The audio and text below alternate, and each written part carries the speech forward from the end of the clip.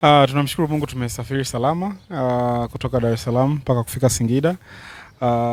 Kwanza safari ya treni ya SGR kutoka Dar es Salaam mpaka Dodoma, and then tukachukua basi kuanzia Dodoma mpaka hapa Singida. Imekuwa safari nzuri na salama na tumeweza kufika salama hapa Singida.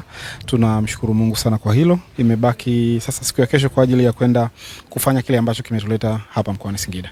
Wananchi wamefika kutupokea tulivyowasili hapa Singida. Bila shaka wana matumaini ya kupata burudani hapo kesho, na kesho tumekuwa waalikwa kuhakikisha tunazindua uwanja wa Singida Black Stars.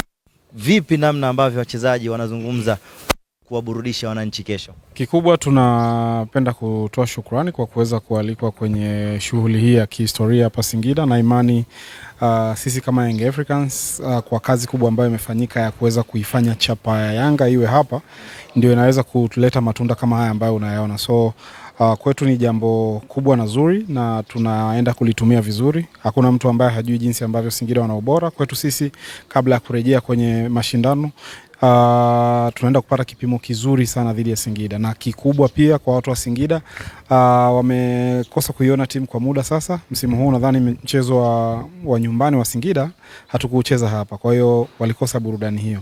This time around tumeweza kuja kwenye shughuli ya kihistoria ya Singida, na imani wataenda kupata burudani ambayo hawakuipata hapo awali. Wito wako kwa wanachama, mashabiki, wapenzi, wadau wa klabu yetu Young Africans? Mara nyingi huaga hawapewi mialiko, huaga wanajionyesha. Kwa hiyo mimi naamini wanajua nini ambacho wanatakiwa kukifanya. Kwa wote wale ambao ni wakazi wa Singida na mikoa ya jirani, Arusha, Dodoma, watu kutoka Nzega, Igunga, Shinyanga, hapa wana uwezo wa kuja kufika hapa na kuweza kupata burudani kutoka kwa wananchi. Kwa hiyo wajitokeze kwa wingi sana. Sisi kama Young Africans, kazi ambayo wanatutuma kuifanya tumeshaifanya, na tunakuja kuileta sasa kwa waweze kuona nini ambacho kinafanyika. Kwa hiyo wakaribie sana.